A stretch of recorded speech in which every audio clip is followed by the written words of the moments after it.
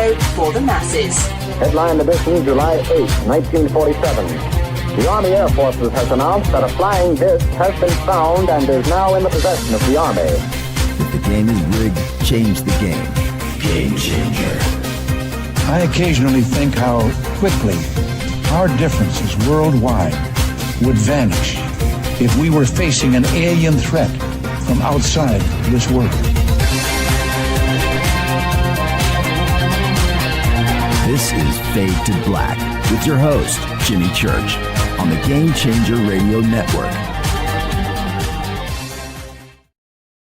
Well. How you doing? Fade to Black. Yeah. Today's Monday, February 9th, 2026.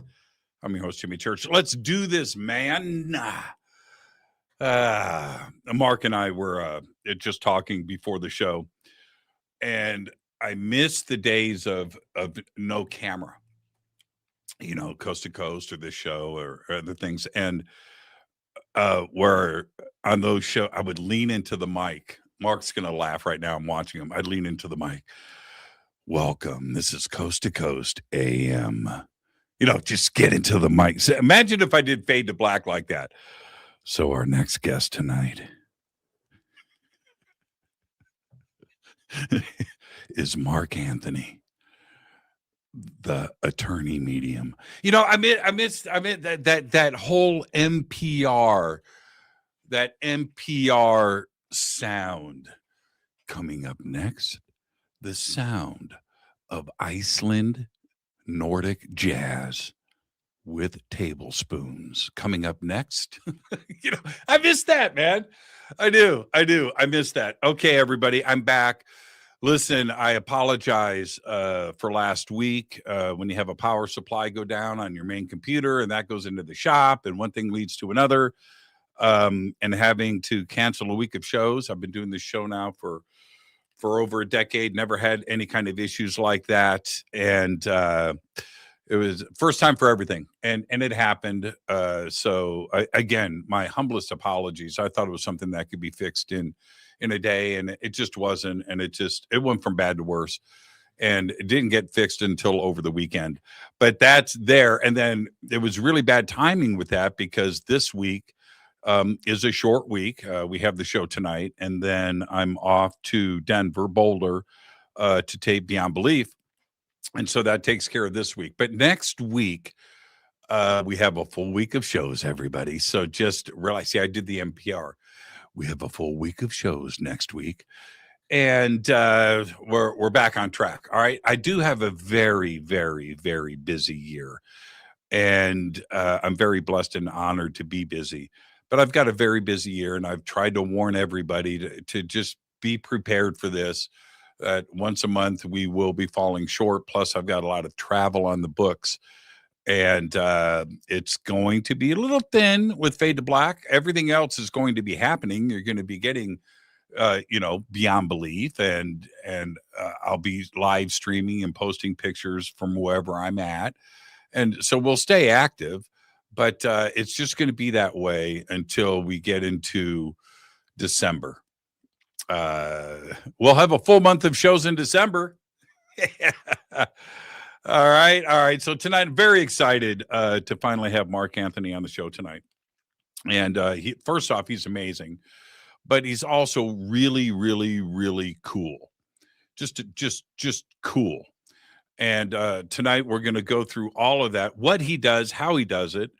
I certainly, this show has always been based on me trying to discover new things and figure people out, you know, what makes them tick for you. I mean, if I get the insight, you get the insight, we share that knowledge. I kind of want to know how this happened. And privately, we had a few days to hang out a couple of months ago, and it was so much fun. And I started to get into that with him. We literally spent until the wee hours of the morning just sitting and talking, and it was just so much fun. And I couldn't wait to get him on to Fade to Black. He's been on all of the TV shows and all the radio shows for many, many years, and we're all familiar with Mark and his work, but it's his first time here on Fade to Black. So it's an honor and a privilege to have him here. So tonight it's Mark Anthony. Tomorrow night, Wednesday night, Thursday night, we are off air. And but we will be back on Monday. Okay. All right. For a full week of shows. My next event coming up is the Conscious Life Expo. It is February 20th through the 23rd at the LAX Hilton. It's coming up in just, 10 days. Whoo, here we go. But it's all about tonight. Tonight, Mark Anthony is here. The psychic lawyer, right? Now, we're going to talk about after-death communication tonight, mediumship. What is this? Near-death experiences. I'm going to throw Mark a little bit under the bus. We probably spent, I'm going to ask him about this when we bring him on in 30 seconds. We spent about 2 or 3 hours, maybe 4, talking about our near-death experiences. And it was pretty wild. I don't know how much we're going to get into that tonight, but it was just absolutely amazing. And I think both of us started crying at some point too as well. And tonight it's all about the book, The Afterlife Frequency. He is a lawyer. That's right. He's a 4th generation psychic medium. He's a graduate of Mercer Law School, Oxford University alumni with a background spanning science, quantum physics, NDEs, philosophy, and theology. And we are going to do all of that and much more tonight. Yeah, let's get into the science of this too as well. His website links are below on our website and throughout social media. I would like to welcome for the first time to Fade to Black, the one and only Mark Anthony. He's right there. What's up, man? Hey, Jimmy, thanks for having me on. I've been looking forward to this. And you're right. We were up till the wee hours of the night. Jimmy and I were at the San Diego Transcendence Retreat, and it was at a great resort. And they had these cool like fire pits with chairs around them. And we got talking all things metaphysical, and it went into the late night, early morning hours. And it was great. Man. It was like being at psychic summer camp. It was cool. Not only it was all of everything that you just said, and it was the company that we had, right? Our friends, they were the best. Yeah. We had my manager Rocky. We had Tangela Islam from Soul Search TV. Riz Burke was Riz there? Yeah, Riz was there, and Hakeem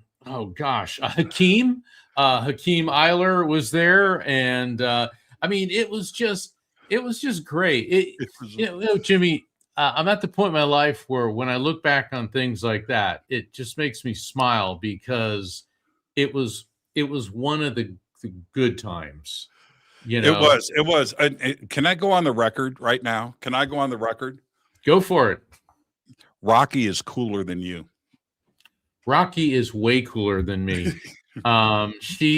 Rocky's my manager. She is amazing. She's the type of woman that you can go mountain climbing one day, the rattlesnake festival the next day, and then the opera the following night. And she just fits in everywhere. It's funny because she made a list one time of all the famous people that she's interacted with. I mean, everything from presidents to Beatles to all these movie stars, and it was just this amazing list. And we all started joking. It's like, you're Forrest Gump. You know what I mean? You're like Forrest Gump. You just met all these incredible people throughout your entire life. So thank you for saying that. I know she appreciates she made that. me. She did she know how funny she is? Oh yeah. Oh yeah. Man. She had me rolling. And she's got this straight face when she's doing it too, as well. It's like, do you know how funny you are? But anyway, Rocky's amazing, and I know she's listening. Hello, Rocky. And look forward to seeing you again here very soon. We've got a lot to cover tonight. And I do remember in the hanging out that we had done, I mentioned it to you, but I'm going to say it now. I wish that was the show. What we were doing that night was a show. Yeah. And you know what I mean? And it's forever. And I remember saying, hey, we got to save this for the show, man. We got to save this. Yeah, I remember we were saying something. You were like, no, say this for the show. Save this. Well, the thing is, just first off, having all those folks around and being able to talk shop, and everybody's guard was down, all their defenses were down, and everybody was opening up. It's funny because when I've been out to lunch or dinner with fellow mediums and we're talking about what we do, then all of a sudden we realize it's quiet at all the tables around us because everyone's straining to hear what we're talking about. And they're stunned or shocked. And the thing is, you interview mediums and near-death experiencers and alien abductees and all types of things. This is our reality, Jimmy. We deal with I say that there's no paranormal or supernatural. That's merely a normal part of nature. But it has been kind of on the fringe or misunderstood. But those of us that work in it, that's our life. And it's great when you get a bunch of people together that we're all on the same page, and the conversation just goes in amazing directions. Now, we were talking about this earlier, and certainly you've done so much now that you have been asked every possible question.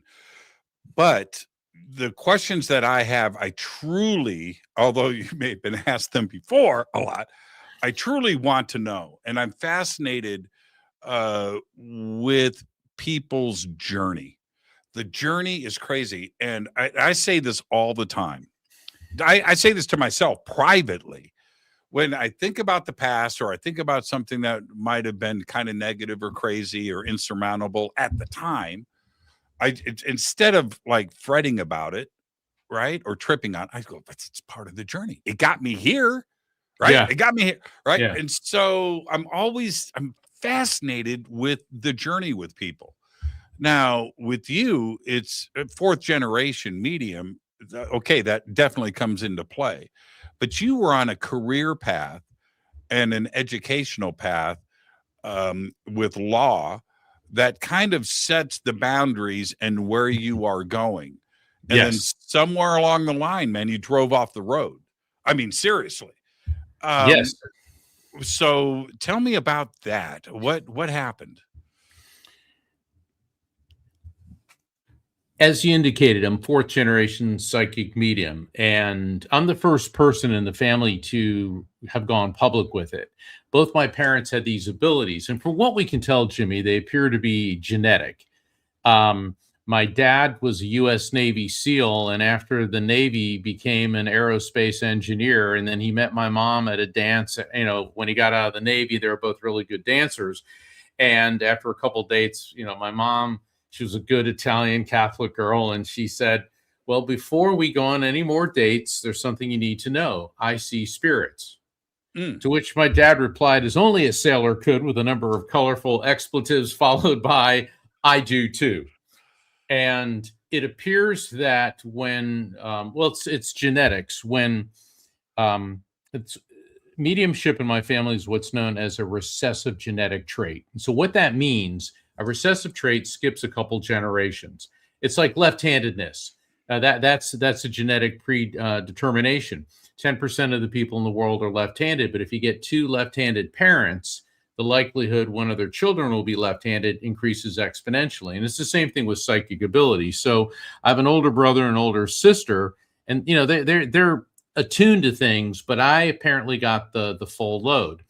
So, but to answer your question directly, I've always had the ability to perceive spirits, but I was going to go into the clergy, which is not unusual for young mediums. But Jimmy, between you and me and the million people listening, the whole celibacy thing really didn't work for me. Okay. And so I decided to go into law instead, because I like public speaking, I like writing, I like advocating. It embraced and gave me an opportunity to use the skill set that came naturally to me. I started my career as a prosecutor for the state of Florida, and and then I went into private practice. A law firm hired me to do criminal defense for them. And then I left that firm to do personal injury. And then I branched out on and founded my own firm. Okay, so we set the stage. And my mother and I were very, very close. Mom was cool. And she was such a great psychic, a great medium. She would teach me how to see auras. We'd go out to lunch and we just kind of like scan people's auras and stuff. I mean, it was kind of a cool thing. So one day I was in my office and I was thinking about spaghetti. And all of a sudden, my assistant put the call through, and it was my mom. And she said, "Honey, I made spaghetti for lunch. Why don't you come over?" And I thought, well, that's cool. Okay. My parents lived about 5 miles from my office. So I drove over there, and Mom looked tired that day. But she made us this beautiful pasta with broccoli rabe. I mean, it was just really great. But something didn't feel right that day, Jimmy. And as I was getting ready to leave, she said, "Mark, I just want to tell you, I'm so happy that you've been my son." Oh, here we go. She hugged and kissed me, and I said, "I love you too, Mom." And when I left, it felt so final. Now, Right. that's part of the downside of being a medium. The next morning, I was in court, and the judge's assistant came into the courtroom and said, "Mark, we need you in the judge's chambers right now." And I walked in there, and she handed me the phone, and it was my secretary who was obviously crying. And she said, "Your dad called, your mom died." Wow. And she knew she'd had a number of physical issues in her life, and she knew that she was going down. And I found out later that she had called both my brother and sister later that day to essentially tell them the same thing. And I spiraled into depression, which is not unusual. I mean, it's your mom. Okay, it's my mom. Well, about 3 weeks later, I was driving back from court, and the way grief hits you, I thought I'd gotten a handle on things, but then all of a sudden, when those tsunamis of grief hit, and I said, I got to pull over. Because I can't walk into my law firm. I'm a senior partner. I can't be crying and all this. And so I pulled into this convenience store parking lot, and I'm sitting there, and all of a sudden, Jimmy, this flash of light goes off in the car. And I looked to the passenger side seat, and for an instant, I saw my mother's silhouette in this beautiful silver white light. All right. Now, I've been seeing spirits my whole life, but this one really took me by surprise. And then I heard my mother's voice filled my head. And she said, "Mark, you've been given the gift of mediumship so that you will not be crushed by grief. But now you must help those who are suffering with their grief." All right. So I'm hearing this, and I'm trying to process it. And Jimmy, I'm breaking out in a sweat. And then the next message came in. My mother's voice in my head said, "It is your life's mission to help people understand 5 things: that God exists, that heaven, the afterlife exists, that souls are immortal living spirits, that humans can communicate with souls, and that you will all be reunited with us in the light when it is your time to leave your material world." I sank back into my seat. I am soaking wet. And all I could say is, "Okay." Right. Well, let me ask you, and I'm not being cavalier at all. Go right ahead. Does your brain at that point try to go what it thinks is a rational thought? Like, okay. Yeah. Oh, yeah. It's just the grief, man. This isn't real, right? Did you dabble into that just a little bit, or was it what it was for you? I knew it was my mother. Right. I knew it. I knew this was direct contact, but the first thought, like you just said, the irrational or trying to rationalize, my first thought was, I can't tell anyone this. They're going to think I'm insane. And then the next thought came that I'm never going to be the same after this. No, my life there's has no way. completely changed. Do you think, let's stay right here for a second if we can. Sure. Do you think that she found out those 5 things in those 3 weeks? Right? Oh, without a doubt. Well, she believed that anyway. Right. And I believed it, but this was a reaffirmation in a way that was so complete, so genuine, and it just resonated with every fiber, every cell of my being. And I knew there was no turning back. But what I didn't know was, where do I go from here? What do you go back to the law office and go, okay, well, we're closing this down. I got other stuff to do. I've got to call. I mean, well, interesting. I went back to the office. I didn't say anything. I just went to my office and closed my door. And I said, obviously, I got to start working with my mediumship more. And so anyway, I sought out this teacher that taught mediumship, and I went to one or two of his classes, and he said one day, he goes, you need to hang on a moment. And when everybody left, he says, I've never seen anything like you. He goes, I can't teach you. And I go, did I do something wrong? He goes, no. He said, you have to go to England. You have to go to the Arthur Findlay College for the advancement of psychic science in England. They can teach you. He goes, I can't. So I made arrangements. I took a couple of weeks off, which is not easy when you're running a law firm, because judges are, even though attorneys are entitled to a vacation, judges can be a real PITA. And so the funny thing is, I fly into London and I catch the train to Stansted.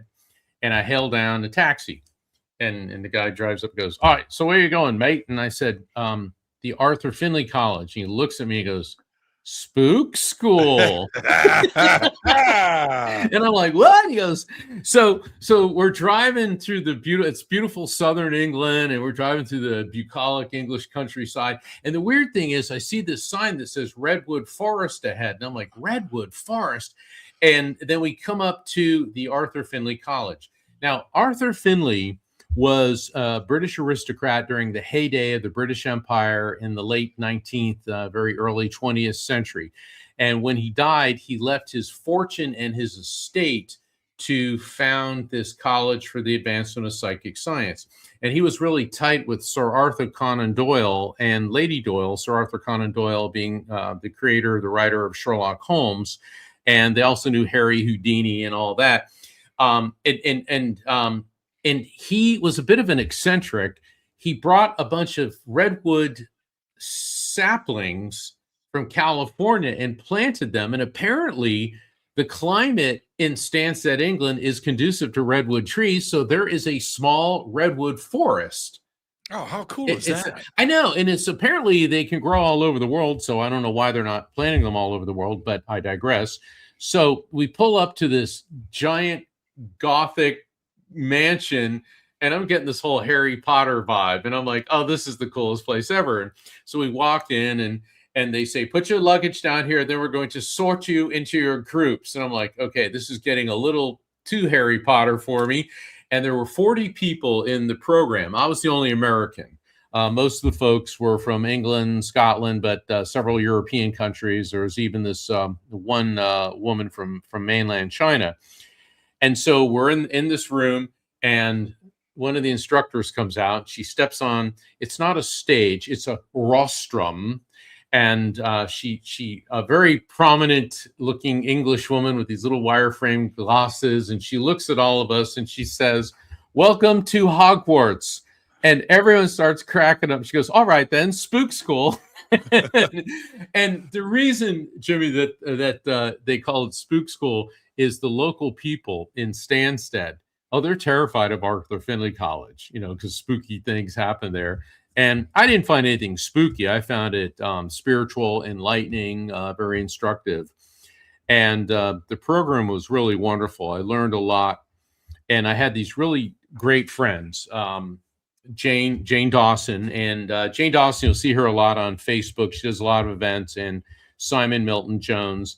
And they were both from Scotland. Oh, okay. And Simon's cool. He looked like he just stepped out of Braveheart. He has the long red beard, and he always wore a kilt and all this, So it was like about our last day or so there. And the instructors, there was 3 of them, they called me into one of the offices, and they said, you're going on the world stage, you're going to be quite well known, and you're going to be facing trials and tribulations that you can't even possibly imagine.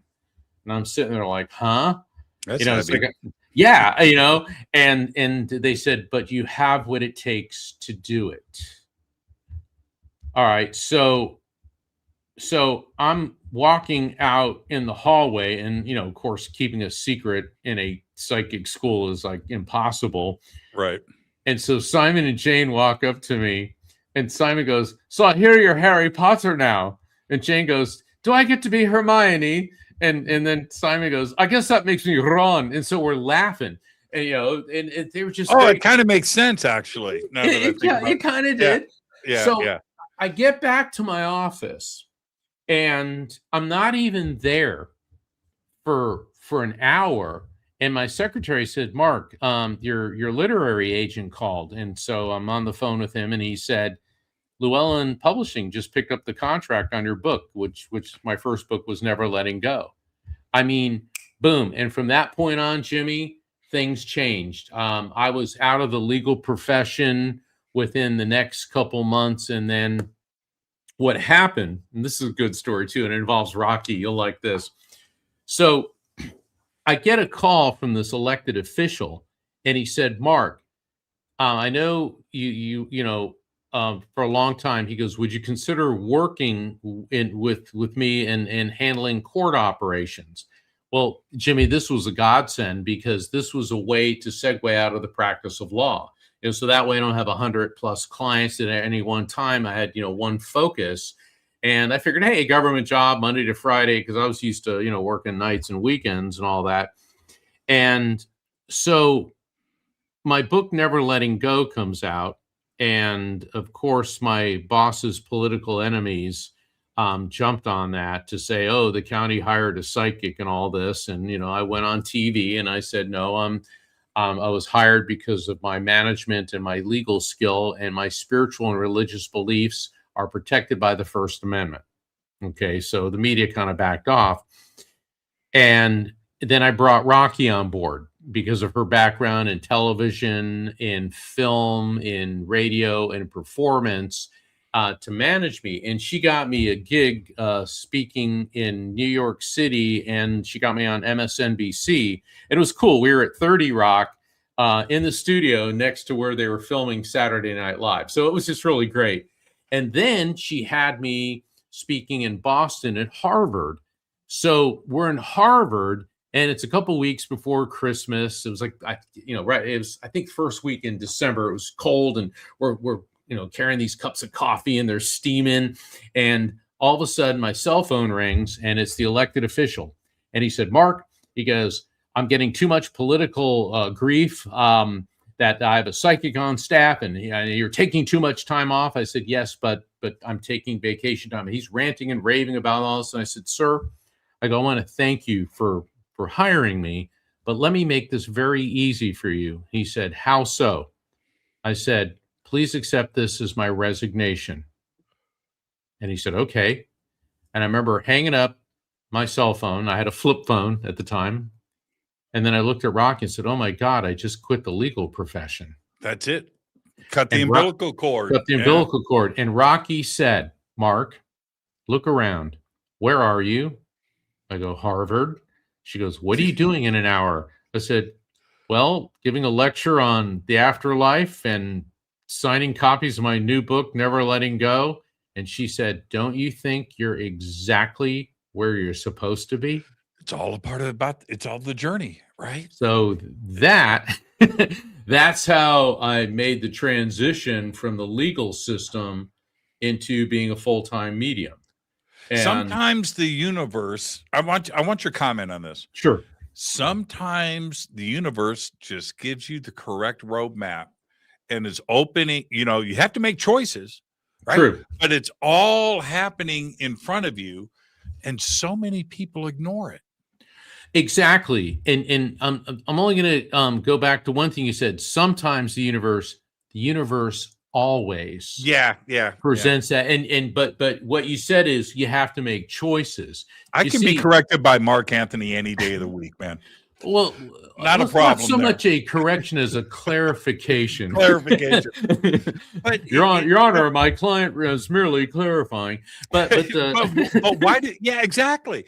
Some people just, is it because they're blind to it, or they choose to ignore it, or they, you know what I mean? No, I still want to go this way, and they'd rather go upstream against the current. I think it's all of those. It's the ego versus the spirit. The spirit, that's the who and what we are. That's our soul, what I call the electromagnetic soul. We can talk about that later on. And that's true and honest, and that is our connection with the divine, with the universe. The ego is created by the brain. Okay, the brain merely hosts the soul; it didn't create it, and the brain created the ego, which is an acronym, I believe, for edging God out. And the ego is our fears, it's our self-doubt, it's our pride, it's very base level things. And the strange thing about the ego is it always tempts you with the promise of something you already possess. Oh, you don't need to do that. Where you are is fine. Oh, don't do that. It'll be afraid. And when you begin to put the fears and the self-doubt and the hubris, the pride aside, that and go with what resonates through you, then that's when you're on the right path, I think. Yeah. Hubris is a funny thing. It is. It's, if you have the tools, if you really have what it takes, hubris is fine. It's when you don't have the tools, when you don't have the bullets in the gun, when you can't back up. We were talking about this earlier, using language. If you can't back up your own bullshit, right? Yeah. Right? Yeah. That's when it's a bad thing. But if you've got the tools, David Lee Roth was full of it, man. But you know what? He backed it up. Yeah. I mean, he's David Lee Roth. I mean, definitely. Right. And it's interesting in my work, like you, I've met a lot of very famous people, and they may come across, very self-confident and all this.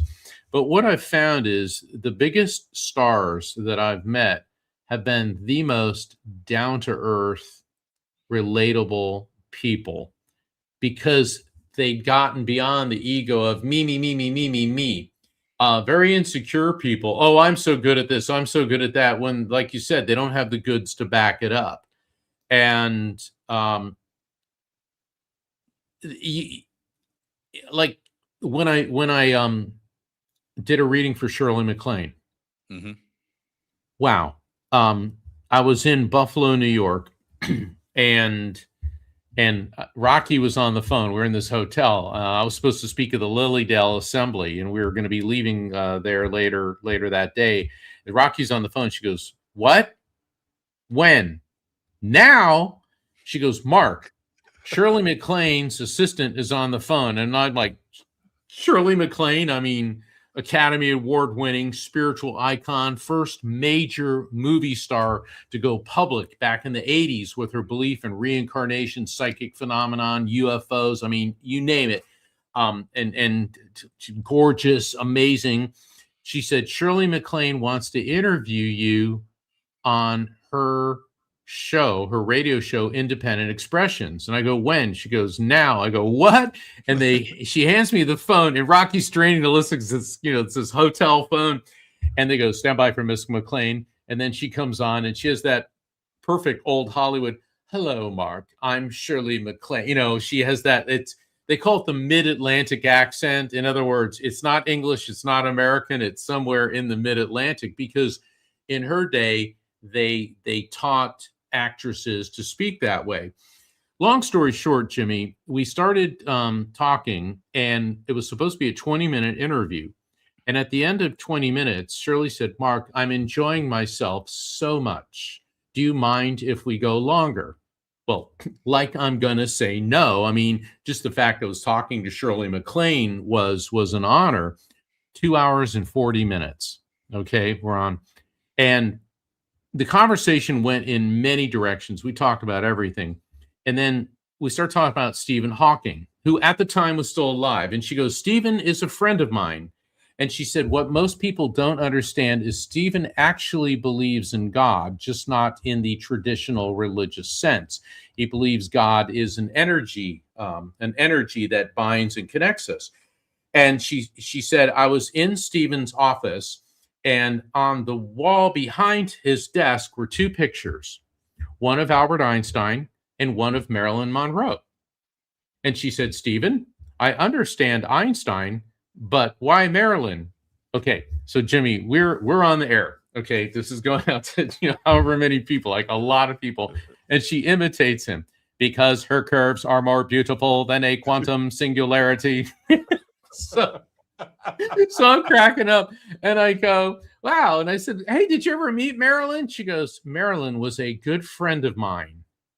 And then she said, and then I realized Shirley was part of the Rat Pack with Frank Sinatra, Joey Bishop, Dean Martin, Peter Lawford, Sammy Davis Jr. back in the day.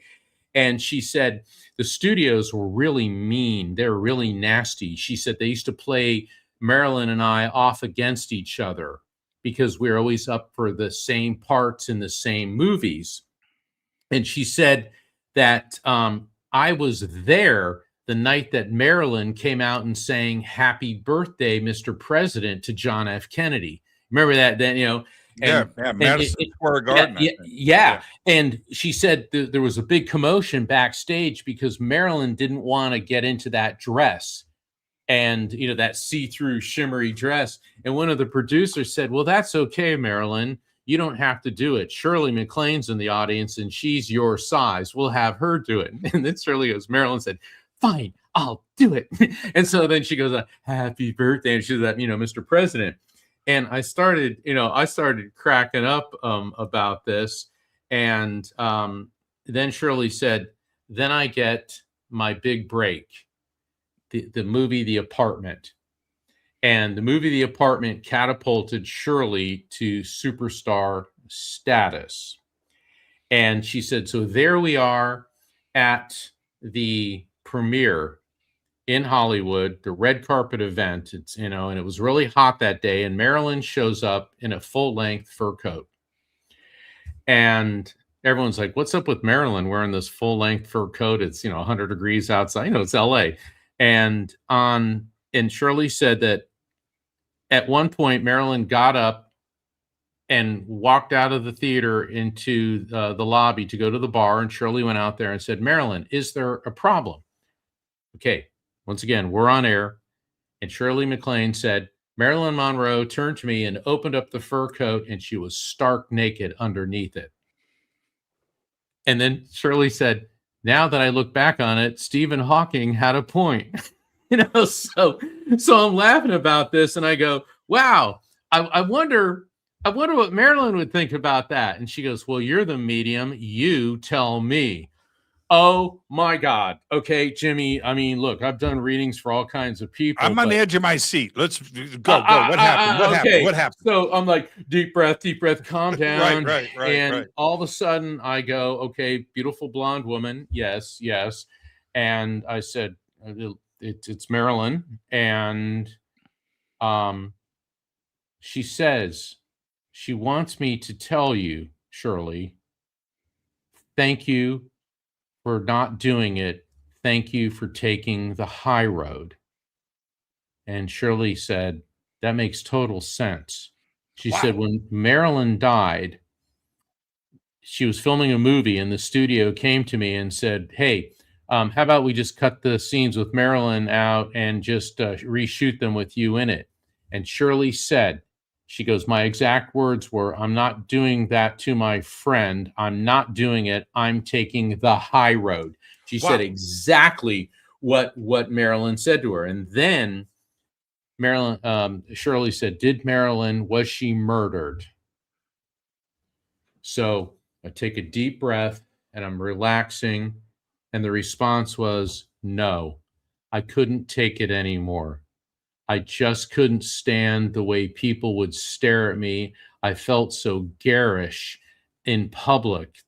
And she said, Shirley, you would just glide through a crowd with elegance. But me, I felt like I was under a microscope. Everyone was And she judging was. and criticizing. Yeah, I Yeah. just couldn't take it anymore. And then I said, there's someone with her. I go, God, she's beautiful too. She's got this dark hair and these beautiful violet eyes. And as I'm saying this, Shirley goes, oh, Liz Taylor was my dearest friend. She took me under her wing when I came to Hollywood. And Jimmy, at that moment, it dawned on me, I'm doing a reading for Shirley MacLaine while I'm communicating with Marilyn Monroe and Elizabeth Taylor. And I'm thinking, I don't know if I'm ever going to top this one. That's a time, man. We were talking about benchmarks earlier, right? Well, you just said, right? Well, Let me share something with you. I've got wait. There's one last thing. You're going to like this as a musician. Okay. She goes, Mark, I've so enjoyed our conversation. And she goes, but I must go. And I said, Shirley, can I ask you a question? She said, anything. I said, did Carly Simon write the song You're So Vain about your brother, Warren Beatty? You did not. And she said, I'll never tell, but that is the conventional wisdom. And I thought, hey, I had to ask. Oh, man, I would have asked her. So check this out. I had a friend. He's no longer with us. His name Paul Diarmez. You can look him up. Hairstylist of the stars. He had an amazing salon on Rodeo Drive, and he cut my hair exclusively for probably 20, 25 years, right? But just my best friend for a long time. And he had a condo on the corner of Doheny and Sunset. Okay. Wow. So Gil Turner's, right? The famous right catty corner to that, right? On Doheny. And so anyway, we would go out and I would stay at his place after we went out clubbing all night, get home at 4 to his place. I'd crash on his couch. And there was always the two of us. And anyway, so one night I keep hearing high heels. Click, click, click, click. He had wooden floors throughout his condo. And it kept waking me up. I'm like, man, did Paul bring in a chick? That's what I was thinking, right? That's what. Yeah. So in the morning, I go, Paul, did you bring somebody in last night after we got here? And he goes, what are you talking about? I heard high heels, man, walking through this place all night. And he goes, oh, that's my ghost. What? Okay. All right. Now, like a week goes by. I'm back, spending the night. Woke up in the morning. I'm out on his patio drinking coffee. And I'm noticing the Star Tours vans are stopping in front of his house. I'm out there, dude. I'm underwear, drinking coffee, long hair. And they're taking pictures of Paul's condo. Everybody, man. 40 people. Click. And I thought, oh, that's weird. And another one pulls up and another one. I go in, I go, man, get my picture taken all morning because it happens all day long. I go, why? This is Marilyn Monroe's old condo. Oh my God. I was like, what? Oh my God. And this is one of the Star Tour stops. what? He goes, yeah, that's the ghost you were listening to last. What? And it was when I was in my early 20s when that went down. If I hadn't have gone through the experience myself, it just sounds like You wouldn't made up. believe. Yeah, exactly. Because in the line of work that we're both in, we examine, we study the paranormal, and until you experience it, it's real easy to think, oh yeah, this is nonsense, and you guys are making this up. I mean, it's like, why would I leave the lucrative practice of law to be a full-time medium?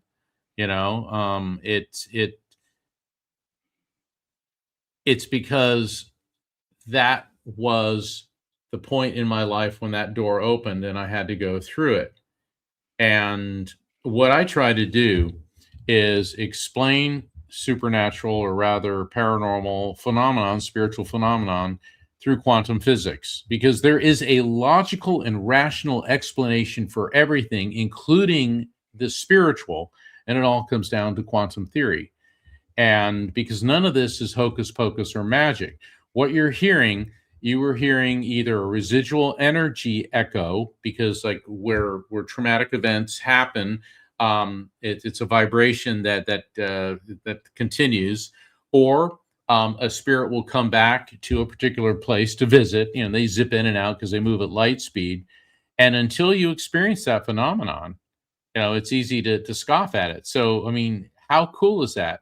Did you get? I thought it was real. I thought it. Well, it was real. You thought it was a corporeal entity as opposed to a spiritual one. Yeah, it was. I was getting pissed off. I was getting woken up.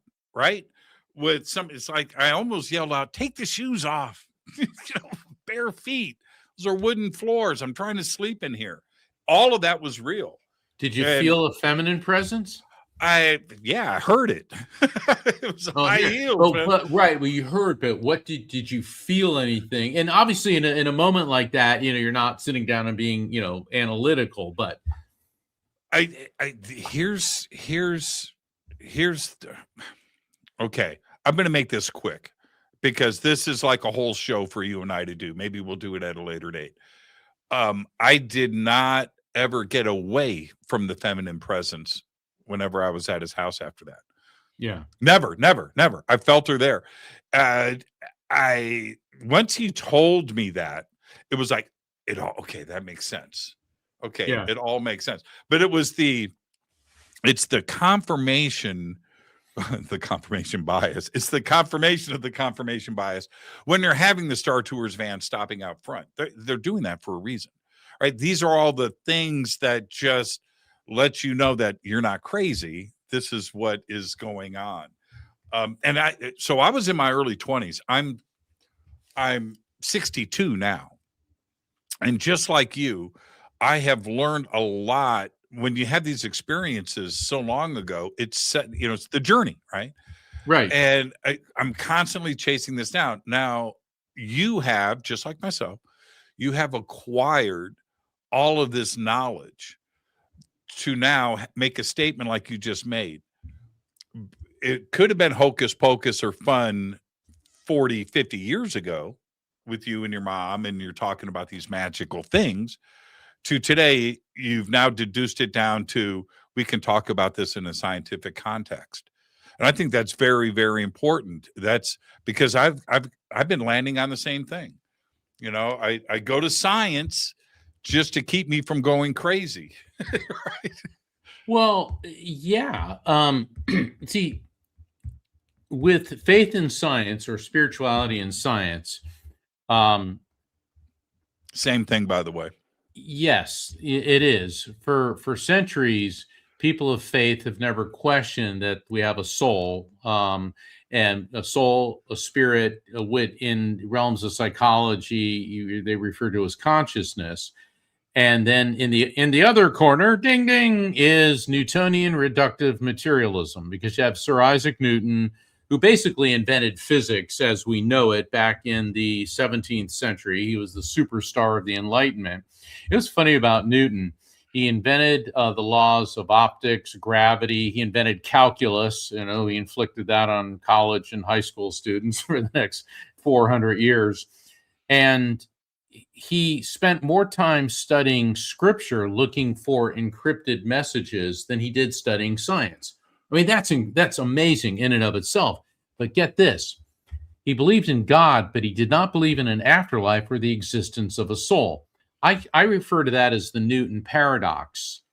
But he said that Earth is positioned at the right distance from the sun to give it the proper amount of heat and light. This is no accident, and atheism is so senseless. So that's where the paradoxical nature of Newton comes in. In the wake of his passing, Newton's followers, we refer to them as Newtonian reductive materialists, because they believe that everything can be reduced and explained by the laws of science and physics, and that there is no God, there is no afterlife, there is no soul. So they've kind of taken his beliefs and, I think, twisted and perverted them into their own religion of nothingness.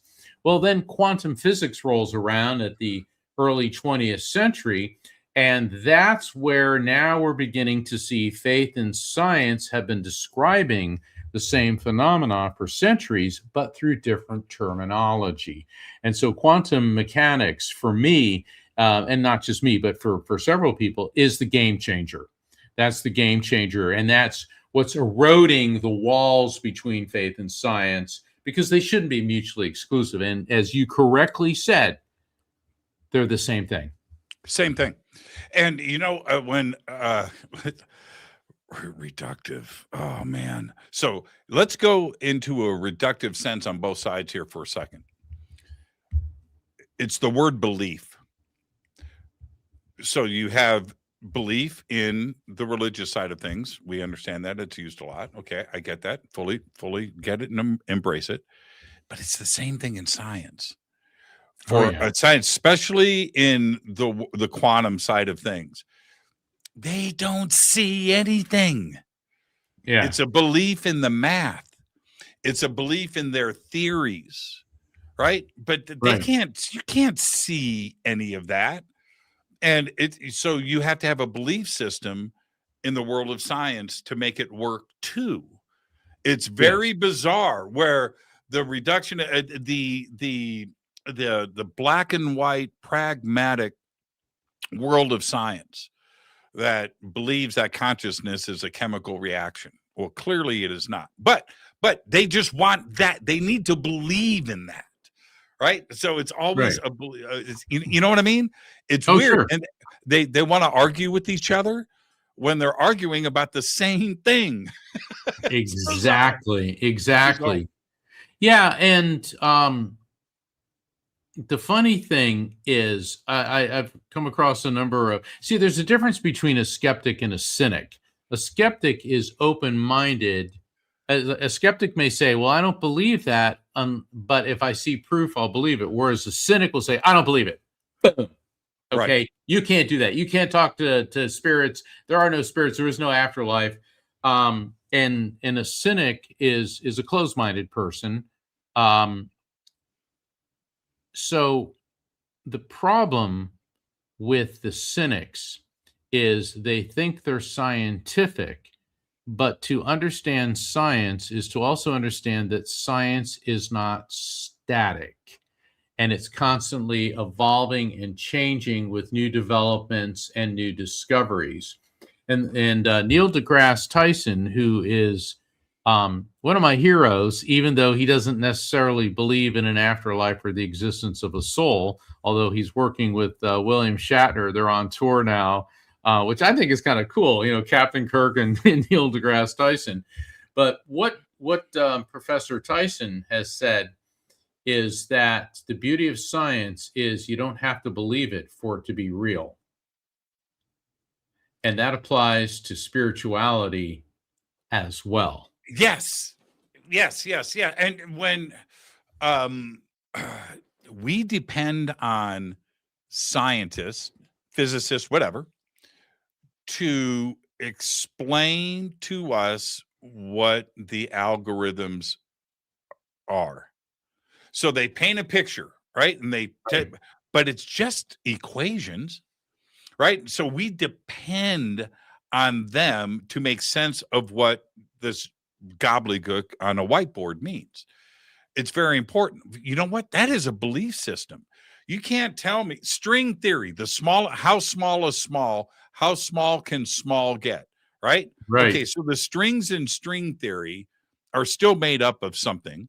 So it Right. even gets smaller than that. And whatever that is, there's something inside of that. We'll never see it. But the numbers are interpreted in such a way that we hear back, well, these are strings. Well, how do you know it's a string? Right. Right? Right. Okay. So that's a belief system. It is it's a belief system just as much as anything else, when we look at it that way. And that keeps me sane. That keeps me sane. When Neil deGrasse says something like that, and he's not the only one to say that, right? There's a lot of Right. scientists that have said that. I will debate that statement. I will debate that, and I won't lose. I won't lose. You cannot say this is the way it is. You can't. You haven't Right. seen it. You haven't seen it. You haven't seen it. It's a belief system. If you tell me that you believe that to be okay, all right, but don't say it's as black and white as that, because I think that there's something much more deeper. Consciousness is non-local. And whoever created consciousness and put all of this, I don't know if it's God or how we define God, but there's something else behind it. Right. You know, it can't be deduced down into just chemistry. No. No, it can't. Carl Sagan, I think on his TV show, he took all the chemicals that are in the human body. It's like, the sulfur, the carbon, the silicon, the calcium, magnesium, and he poured it all with the right amount of saline solution, because our blood has the same pH, or same salinity content as the ocean. Poured it all into a garbage can and said, well, theoretically, this should be a person. Any day. And obviously it wasn't. It was just a soup of chemicals. So there is something, an energetic force that makes us alive, which science may not yet be able to detect. So it's exactly what you're saying, because when I hear people, well, there's no proof of an afterlife. And it's like, yeah, I'm not so sure about that, because particularly since 2022, this may be something we should get into after the break. Some of the more recent scientific developments, which are leading themselves towards proving the existence that consciousness, our soul, our spirit, the who and what we are, survives physical death. Let me ask you this before the break. Quick question. Do you think that the current trends in science and spirituality are enough to flip these pragmatic black and white scientists? Is it enough to flip Neil deGrasse Tyson to get him off of the cynic train? That's a very tall order, because the people that are entrenched in their religion of rejection may not be so quick to abandon that unless there could be definitive peer-reviewed proof. So suffice it to say, I will keep an open mind on that. Yeah, me too. Yeah, I think I'm going to make this statement, and then I'm going to get out of here before the emails start coming in. I'm just going to say this. I truly believe in my heart, if you want to be an elected official, or if you want to be a scientist, not religion, no, but if you want to be an elected official or a scientist, you have to do DMT. Dimethyltryptamine. I'm serious. Very interesting statement. I'm not cracking jokes here. I'm being very, very serious. You would have a completely different outlook on the world of science and on the world of civilization, right? Of culture, a complete paradigm shift that I think is necessary. Only once, just do it once, right? Just do it.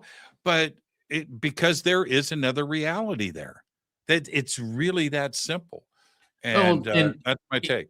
Yeah, well, and I agree because DMT opens up pathways in your brain and accesses different parts of it and may even enable esoteric, ethereal, spiritual thinking in ways that, in other words, you're walking down a hallway with several doors and only a couple of them are open, and the DMT will open a few more, which lead to some pretty interesting rooms. And there's a lot of people that feel DMT. For those of you who don't know what it is, it's a natural hallucinogenic. It's caused by the pineal gland when the brain is dying. It secretes dimethyltryptamine, which can be synthesized. And synthesized, so as Jimmy is suggesting, people can take it and it induces a floating feeling that has a spiritual, feels like it's spiritual. But what it does not induce, because a lot of people, the skeptics claim that a near-death experience is merely a DMT trip that your body naturally causes. What it does not induce is traveling through a tunnel into a light, encountering deceased loved ones.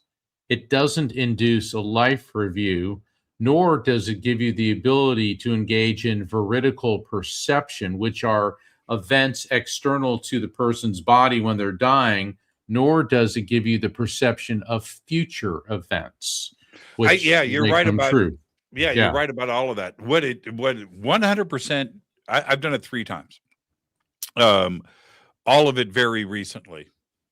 Only so I could do better shows, so I know what I'm talking about. Right. Okay. So anyway, but what it clearly showed me, for anyone, you have the ability to experience another dimension that is around us, that is here right now. Correct. Yes. You step into it.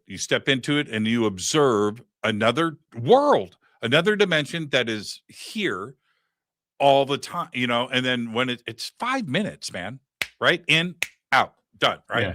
And so, 5 minutes later, and you open up your eyes and you're back into reality, completely coherent, by the way. You actually open your mouth and start talking. You're like, holy crap, I can talk. Wow. Anyway, that's what a scientist needs to see. That's what an elected official needs to see, that there is something else to our existence. It's not just this 2 and 3D reality. And it's that kind of paradigm shift. Let's take our break. Mark Anthony is here. Mark, we started off the right way. Let's continue when we come back after the break. And stay right there. And I'm your host, Jimmy Church. This is Fade to Black. We'll be right back after the short break. Stay with us.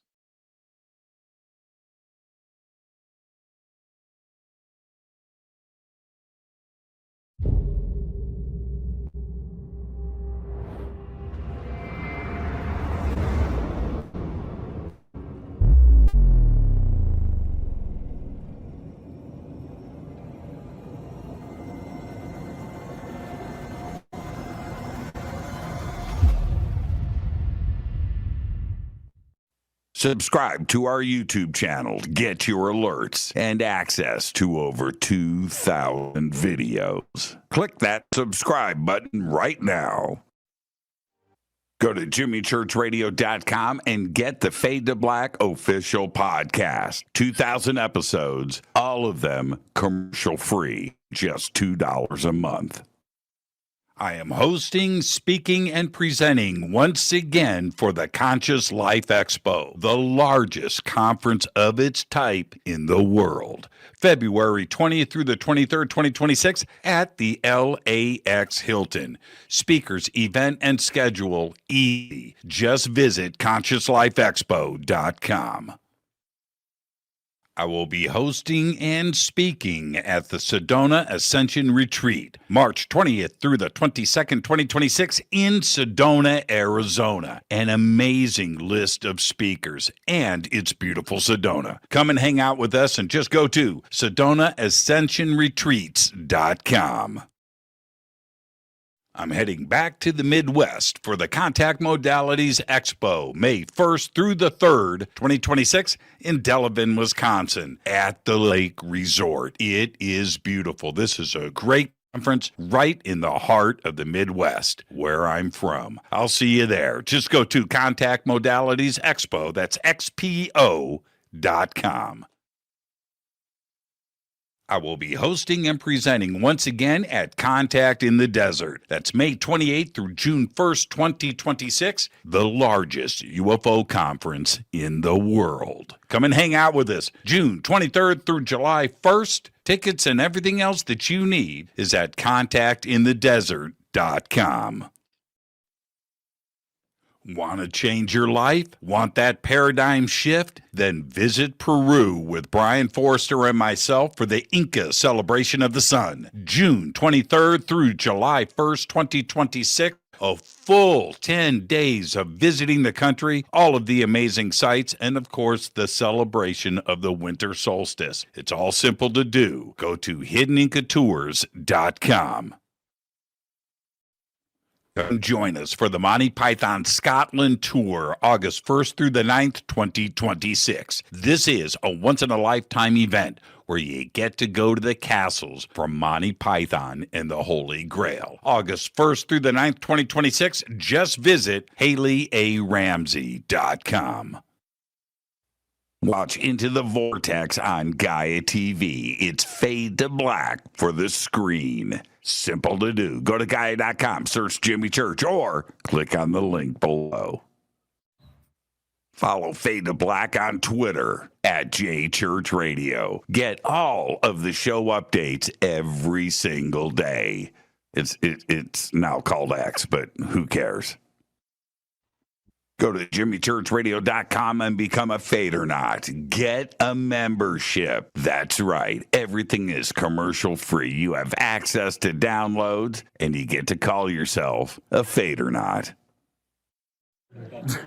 Jimmy Church, Gaia TV, Fade to Black, here at Machu Picchu with Brian Forrester and Hidden Inca Tours.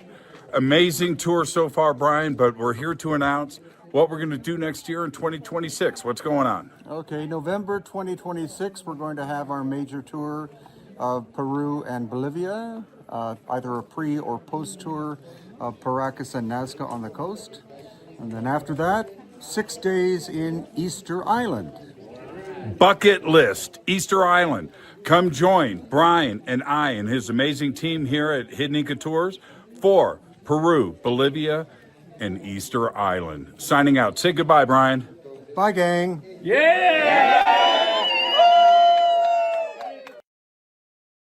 River Moon Coffee, makers of the Fade to Black blend. Truly the best coffee on planet Earth. Just visit rivermoonwellness.com or their Amazon store. It's all simple to do. You can check out the Fade to Black blend, the Game Changer blend, or any of their Black Moon Wellness products. It's the only coffee I drink.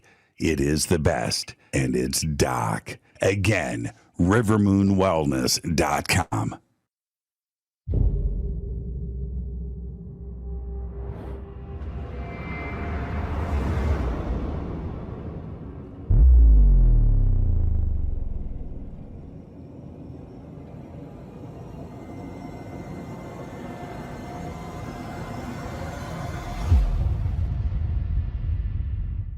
All right. Welcome back. Fade to Black. I am your host, Jimmy Church. Monday night. Mark Anthony is with us, the psychic lawyer. That's right.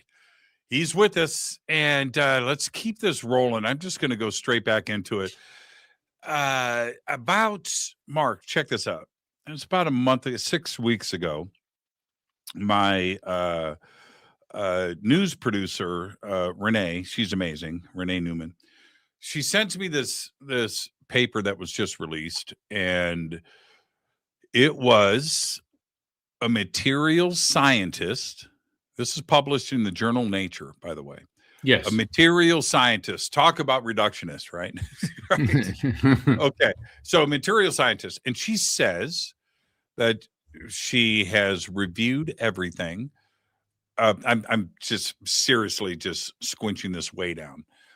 And that consciousness is first, right? And non-local. Yeah. And it was like this revolution. Now, for a scientist like her to break away, right, and to say the opposite of what their belief system has been, was a pretty big step. Now, it's something that our community has known all along, and it's not like it's vindication or anything like that, but it is an opportunity for other scientists to review her work and her paper, to maybe dip their toes in the water and start to look at this in a way that is not going to, it opens up the door, right? Because you are dealing with funding, you're dealing with a university, you're dealing with all of these things, but somebody had to be first. And that was a huge moment, not only for me, but I think the world of science, to have somebody actually break away from the pack and say, consciousness is first. It finds us. That's a pretty big step, isn't it? Yeah, I believe that it is, but I'm also seeing more scientists are beginning to follow suit on that. When we were talking about string theory earlier, Professor Michio Kaku, who's one of the originators of string theory, he said that eternal life does not violate the laws of physics. And in 2022, that was a banner year for afterlife research. I can always remember this case. It was February 22nd, 2022, 2/22/22. Interesting. In Tartu, Estonia, an 87-year-old man started having epileptic seizures. So he was rushed to the hospital, and the standard protocols to monitor his brainwave frequency through EEG, electroencephalogram. And all of a sudden he had a massive heart attack and died. And this was the first time in history that somebody died while having their brain monitored by an EEG. We have 5 brainwave frequencies. We have gamma, beta, alpha, theta, and delta. Gamma is like super high functioning. Beta, activities of daily living. Alpha is when you're beginning to relax. Theta, when you go into dreamful sleep. Delta, very low level of activity. And scientists figured that your brainwave frequencies would slow down and fizzle out at the time of death. But here, all 5 brainwave frequencies surged off the charts. And scientists were mystified. And they said, this appears that some surge of energy was going on at the time of death in his brain, when logically the opposite should have happened. As a result of that, Jimmy, this triggered the lucid dying study headed by Dr. Sam Parnia out of Columbia University. And there was almost 600 people at 25 different hospitals in the US and the UK, where people that were having heart attacks and were being administered CPR, they also put EEGs on them. 1 out of 5 of the survivors reported near-death experiences, and for all the people that they had the EEGs on at the time of death, all 5 brainwave frequencies surged off the charts. Sam Parnia wrote, this appears to be possibly the life review, which is associated with the near-death experience, and it also appears to indicate that our consciousness and sense of self may survive physical death. So this is a very important step, because these are scientists conducting this. These are not metaphysicians or mediums or shamans. These are reductive Newtonian materialists who are like, okay, the data is consistent. Is all 5 brainwave frequencies surge off the charts. Now, I believe this proves my electromagnetic soul theory. My electromagnetic soul theory is based on, faith teaches us that the soul pre-exists the body, comes into the body, moves on after the body dies. All the belief systems, Hinduism, Buddhism, Judaism, Zoroastrianism, Christianity, Islam, Native American beliefs, all of them teach that. And we know from the first law of thermodynamics and physics that energy is neither created nor destroyed, only transferred from one form to another. We know from neuroscience, which is the study of the human brain, that the brain has an electrical field, electromagnetic field.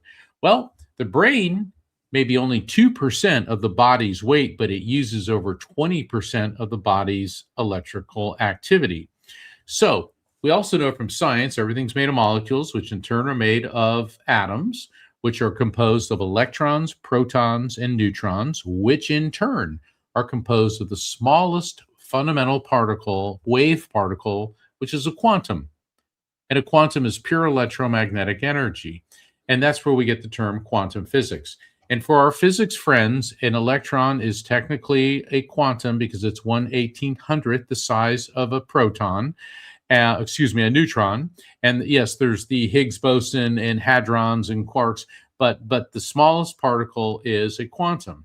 So what that means, Jimmy, is everything in our material universe, you, me, the microphones we're speaking into, the radio waves the show's being broadcast on, the light of the sun, the rings of Saturn, and beyond, are all on the subatomic level made of the same particle, wave particle of a quantum.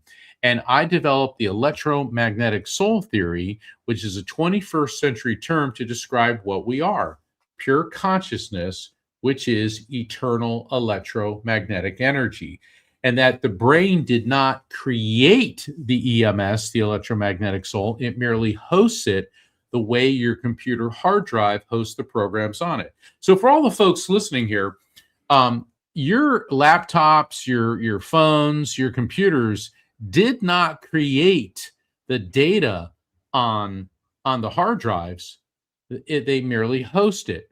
And so that when the body, the brain dies, the brain/hard drive dies, that information gets uploaded. The question is to where? And that's why I wrote the book, The Afterlife Frequency, because I believe it goes to a higher frequency that I refer to as the afterlife frequency. And so my EMS theory, I put this out a couple of years ago. And then when these studies in the lucid dying study came along as a follow-up to what happened to the gentleman on 2/22/22 in Tartu, Estonia, to me, it was like, whoa, this could be preliminary proof of the existence of a soul as the brain waves surge as it leaves the body. And this is where I'm also very interested on that aha moment when this all came together for you. But back to Hawking and other physicists out there, they all say the same thing, or pretty much, and that is thinking, thoughts, and information doesn't disappear. Correct. And that's profound, man. That is non-trivial. Okay, but where? And if that's the case, and this is my aha moment when I'm really, I'm in that theta state, right? I'm in bed in the dark, and I'm thinking about this stuff. I had this aha moment. I was like, maybe consciousness is the dark energy that everybody's talking about. Can't see it, can't prove it. They know they think it's there, right? It explains a lot. I'm like, what if it's just that? What if it's consciousness? What if it's the thinking and thought that never goes anywhere? Information never disappears. Is that consciousness? Is that the life force of the universe? Now, our community talks about this all the time. I'm talking about tying the science, these very bold statements from the world of science about thinking, thought, and information, right? Right. You remember when Hawking said, and he caused a lot of controversy when he said this. He goes, man, stuff goes into a black hole, man, but information doesn't go away. It comes out the other side. Information is still there. Well, let's talk about that. So this ties right into your EMS. EMS and the afterlife frequency. It's science is supporting these ideas. When did you have this aha moment? Oh, it was years of research, and you see, in my practice of law, I worked with a lot of head injury and brain injury cases, so I had to study neuroscience. And then when I started working with mediumship and then studying the pineal gland in the brain, which appears to be the main psychic receptor, the other one is the solar plexus. It all came together for me. I was doing some research, and then all of a sudden, that's it. That's it. It all tied together. And the further I did research, I started seeing. I came up with my theory, and then I did more research and saw that a number of quantum physicists were saying very similar things. And that's when you know you're on the right trail, is when you start seeing other people from other disciplines arriving at the same or similar conclusion to what you're working on. And it's interesting with physics, because with spirit communication, so when we die, our EMS, our electromagnetic soul, it's like a drop of water. It leaves our body and it plunges into this eternal sea of souls. Now, think of our world as AM radio. It has high amplitude, meaning the wave is very high, but low amount of frequency. Okay, that's our world. The other side is FM radio, very high frequency, but smaller wave lengths. And they're two energetic systems that they're not mutually exclusive, but they use similar properties. They both have energy, they both have frequency. And then there's times they overlap, and that overlapping is spirit communication. But it gets even better than that. I'm working on something now, quantum entanglement. Okay. Quantum entanglement means when two subatomic particles, quantum, okay, are in a system together, and then they're separated, even if they're a billion miles apart. If you do something to one, the other instantaneously reacts. Einstein called this spooky physics, and he was kind of critical of it because it's presupposed that they could interact faster than the speed of light, which in the speed of now. Well, the speed of now, but according to Einstein's theory of relativity, nothing can go faster than the speed of light, which is 186,282 miles per second.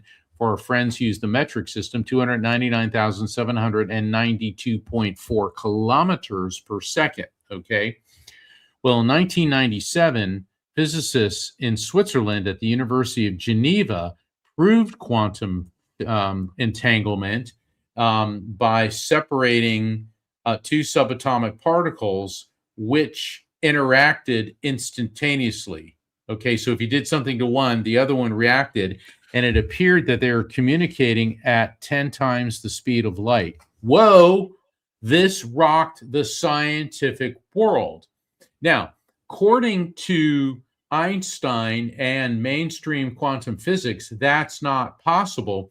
But the lead researcher, I believe his name is Professor Gislen, he said that it appears there are forces acting on quantum entanglement that are outside the system.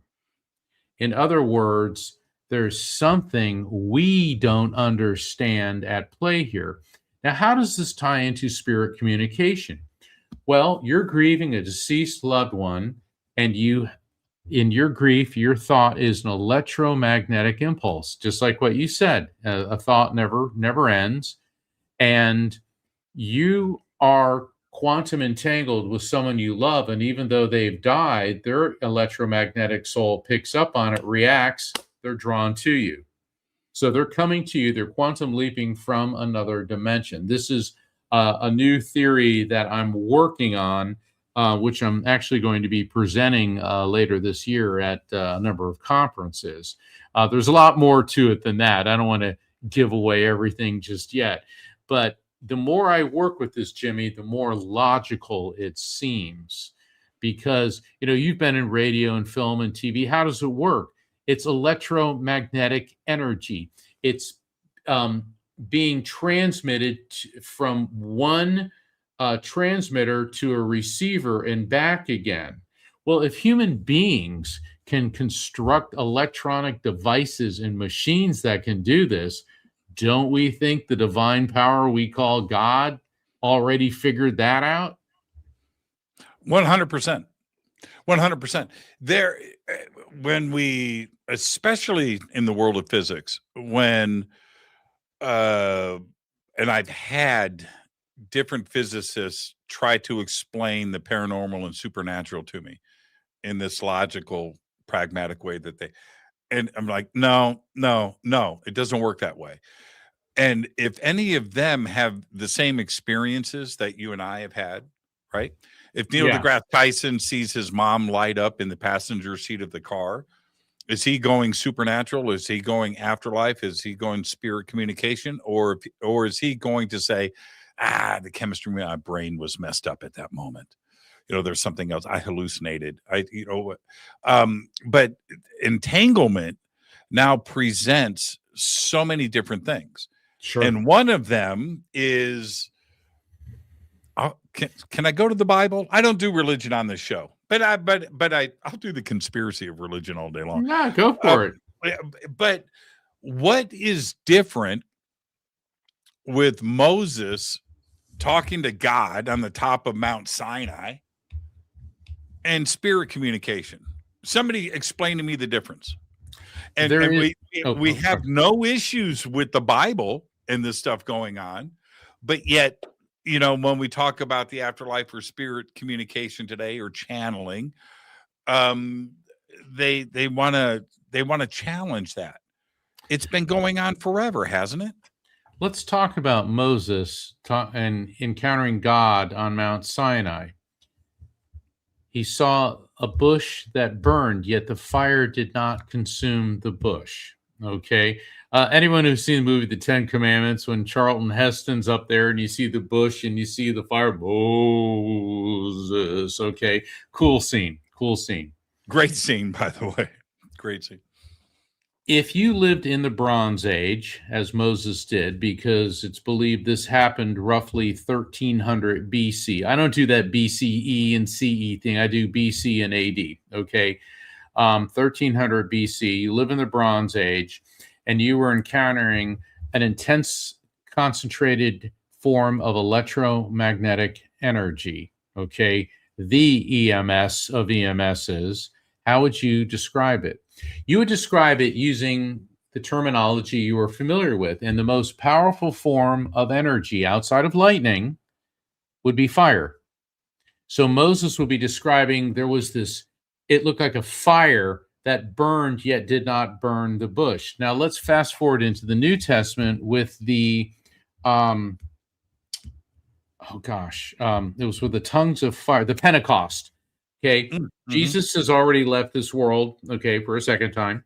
And his mother Mary and a group of disciples are in a room together, and they're praying for the Holy Spirit, and they see tongues of fire appear above everybody's head, and they all profoundly change spiritually, philosophically. It's, they get kicked up a couple levels spiritually.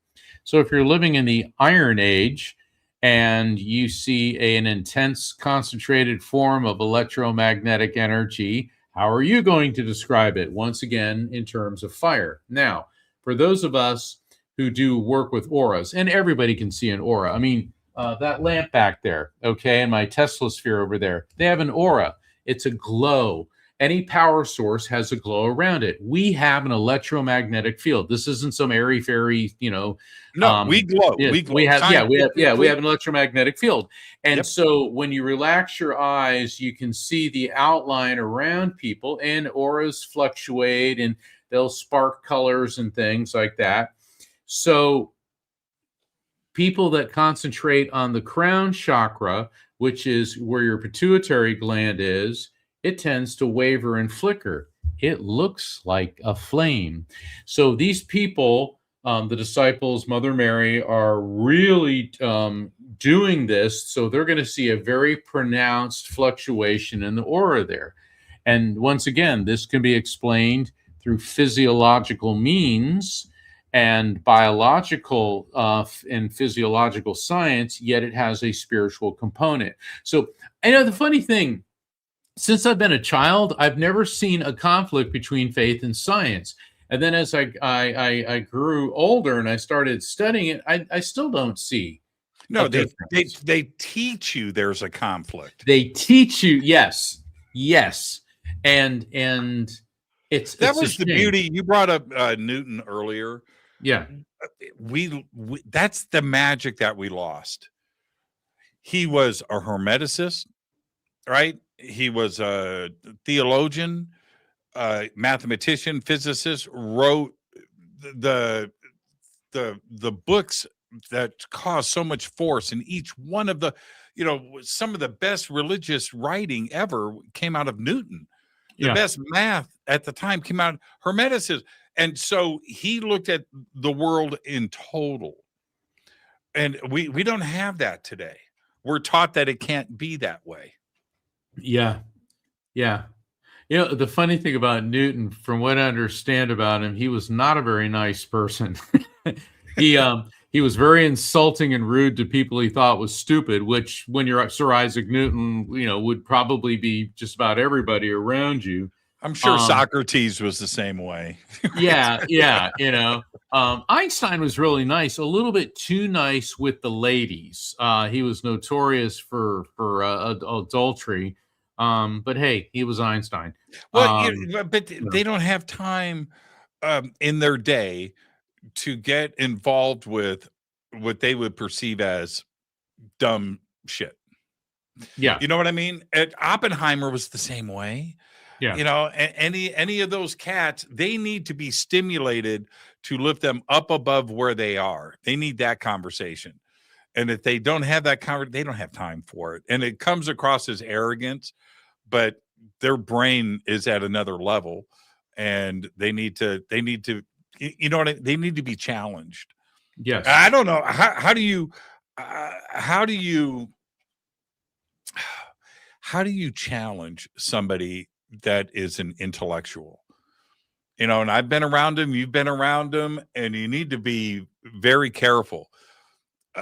You know what I mean? I'm not going to challenge them with scientific thought because I don't have the bullets in my gun, but I can challenge them in other ways and get them to think somewhere else. And that was always the challenge with somebody like Isaac Newton, Yes. and his reputation was right there. But I can only imagine, who was go back to the 18th century, 1760 or whenever that was, 400 years ago. You go back to that time period, most people couldn't read, Right. let alone, you know what I mean? So how do you intellectually challenge him? So I could see that as being arrogant when it really wasn't. It's a bit of a tangent. I've always enjoyed Star Trek, and I always liked The Next Generation. There was one scene where they're in the holodeck, which uses holograms to recreate things, and the android Data, who's super intellectual, he's playing poker with Albert Einstein, Stephen Hawking, and Sir Isaac Newton. And it's only about a 5-minute scene. It is one of the funniest scenes because Newton's insulting everyone. Because Data says, Newton says something about, well, when the apple fell, I saw it. And Data goes, well, I thought that was apocryphal. How dare you? And then Einstein's trying to add up their scores, and he's flubbing the math. And Newton's like, Albert, can't you even, do simple math? Because Einstein couldn't. He'd come up with these equations, but he had a team of mathematicians around him that would do it. And there's a reason why. And the funny thing is they actually had the real Stephen Hawking there for this scene. And of course he wins the poker game, but it was funny seeing these three great physicists and the way they were interacting.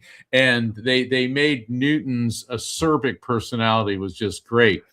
Whenever you see pictures of Albert Einstein, he's got the crazy hair. His hair was very seldom, if ever, combed. His shoelaces were untied.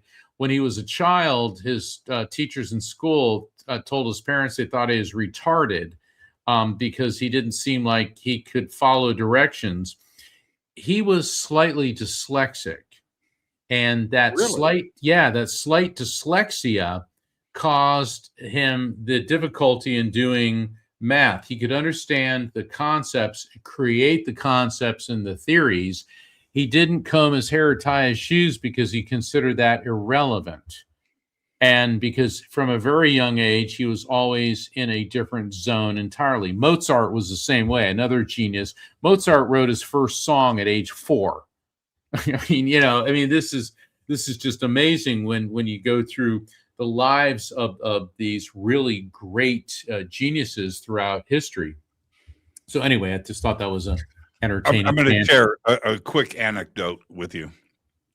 I'm picking up a friend from Burbank Airport. And Burbank Airport, so everybody knows, tiny. It sounds big. It's not. A very tiny airport. It's got like 6 gates. And there's the Southwest terminal, and then there's the United terminal. United terminal, literally 3 gates. That's it, right? Stairs kind of thing. So I walk in, and at the United, they only have 1 baggage claim. It's a very small room. And I walk in and it's empty. And I see this lady in the middle of the room when I walked in. She goes, "Oh, good, you're here." I was like, "What?" I don't know you. And she goes, "Okay, I can't believe this has happened." And I look down, and it's Stephen Hawking. Whoa, dude. Whoa. And so I High come five. up, right. I come up and I'm like, "Okay, what's going on?" And she goes, "Somebody went through all of our luggage." I'm like, okay. She thought I was the police, right?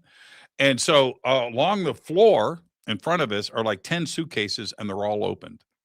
She goes, "All of these suitcases were opened."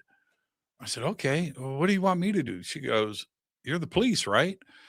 And I look down, and Hawking, I look at his computer screen, and it says, "Are you a cop?" And I was like, "Oh, this is outrageously cool," right? She goes, "I'll be right back. Can you stay with Stephen?" I go, "I can." Sure. She disappears. I'm standing alone with Stephen Hawking. So you know what I did? Wow. You know what I did? What'd you do? Took a shitload of selfies. That's what I did. Heck And, yeah. and what was he going to do? So, so I'm doing, and I'm sitting there talking to him in real time. And I'm watching him type the responses. I don't know how he was doing it. I don't know. I always wondered that. Yeah. I don't know, man. I don't know if it was his eyes, and he's able to look at something. I couldn't see his hands moving at all. And, he's in the wheelchair, he's like, he's Stephen Hawking. Beautiful wheelchair, by the way. Oh my God. The thing was incredible. Anyway, so I was there. I was with him for probably 45 minutes. Yep. Walked him outside onto his van. I was just a dude. They thought I was a cop. Wow. And eventually she comes back with the police and everything. But yeah, I got to hang out with him I got some really incredible selfies. Yeah, he was one of the greatest minds this world has ever produced. And he had a form of ALS. He wasn't supposed to live more than 6 months. He came down, he was afflicted with this in his 20s, and then he lived another 50 years with it, something like that. Yep. So he was the definition of a miracle. For a guy who probably didn't believe in miracles, he was a miracle. And also, what an ironic twist of fate. This incredible mind imprisoned in his incapacitated body, and yet he never allowed that to hold him back from his incredible work. Now, he like Shirley MacLaine said, he believed in God, but in a more like an energetic form. And I'm going to go on a leap here. In 1962, there was a 16-year-old teenager, and he was in a horrific car accident. And at the hospital, they said he was DOA, but the doctors decided to work on him, and they got a heartbeat. And he came out of it, and he said that he'd gone to another realm, and that everything he saw changed his beliefs. His name was George Lucas. Oh, is that right? Yes. And within 3 years of that, he had his first draft of Star Wars. And in his near-death experience, and he explained this to Oprah Winfrey, he said, I felt that everything was interconnected, not just people, but animals, plants, rocks, the sun. He goes, there's this force that connects us. Whoa, force. Think about in Star Wars, the force, positive, Right. negative. You know, we all know. Right. Jimmy, Right. I am your father. You know, right? So we, Yeah, we know yeah. the dark side of the force and then the light side of the force. But it gets back to quantum entanglement, quantum physics. Everyone I know, myself included, and you, that have had a near-death experience believe that everyone and everything is interconnected. Okay, so what happens when you have an NDE is it exposes the physics to you because you're part of it. We're all part of it. It's just that you're completely aware that you're part of it. And so a near-death experience put in motion the idea of the force, the interconnectedness that gave George Lucas the impetus to write Star Wars. I always thought that was really, really fascinating. Man, that's powerful. That's powerful. My NDE, I've talked about a lot on this show, and I've told you about it. But I'll say this though, it's got to be NDE plural because a lot happened over those 4 days. But I didn't have the typical things that I shouldn't say typical because everybody's experience is different, but I didn't have the light at the end of the tunnel. I didn't meet anybody. I was alone the entire time. But what I did come away with that, because when I came out of the coma and 2 weeks later, I was told what had happened, but at the time I didn't understand, but I remembered everything. And I kind of liked it. Okay. I did. Now, when I found out the other stuff, I didn't, how should I say this? It's not that, you know, the fear of death or whatever, or the idea of death and life, for us as humans is something that we grapple with because we're sentient and we have the ability to have those thoughts. But I came out of that with this thing. Well, okay, there's another part to this journey. That's all. That's it. There's another part to this journey, and I'm okay with that. That was a weird thing for me to have those kind of thoughts when I was 20 years old. You know, it's not, fear of death is still there. You know what I mean? Because I like my life. You know, I like this reality. Yeah. Well, you know what I mean? I love my dog. I love my friends and my family. I love my thing. I love my the community and the discovery. But I'm okay with the journey continuing. yes. It was a weird thing for me at the age of 20 to go through. Well, near-death experiences, the vast majority of them have a lot of similarities, but then there's ones like yours where I don't know if you've ever interviewed Jim Bruton. He was a war correspondent, and he crashed a plane. Didn't believe in any of this until he had a near-death experience. He calls it the NDEs. Hey, Bill, do we have Jim on the show? I'll ask Bill. Yeah, if you haven't had him on, you should, because he's a really great guy. He's a friend of mine, and you know, we've spoken at the International Association for Near-Death Studies. And Nancy Evans Bush, who is the world's foremost expert on the DNDE, the distressing near-death experience. And I'm not saying that you had a DNDE, but there's people who end up, I call it the NDE zone. You're between our material world and the afterlife, and there's a zone in between. And a lot of people talk about being in that zone in between where they don't necessarily interact with other spirits, but they're conscious, they're aware of what's happening, but it isn't the tunnel through the light and, you know, I met angels and Joan of Arc and, you know, all that. Joan of Arc. Or whoever. Cleopatra. Cleopatra. Yeah. But the thing is, what you experience is an NDE. A lot of people do have that particular form of an NDE. And it does give you the sense of the continuity of life. Some people think, oh my God, it's hellish because I was all alone and all that. It's like, no, well, was it hellish? I mean, you don't seem like you were traumatized by it. There's some people that have a distinctly negative experience, particularly when it comes to their life review, and people that have the DNDEs, the hellish, distressing near-death experience, come out of it and do a cosmic, it's a cosmic wake-up call, and they do a 180-degree turn. But people like Jim and Nancy Evans Bush, they were in between this dimension and the other dimension, and it wasn't necessarily negative.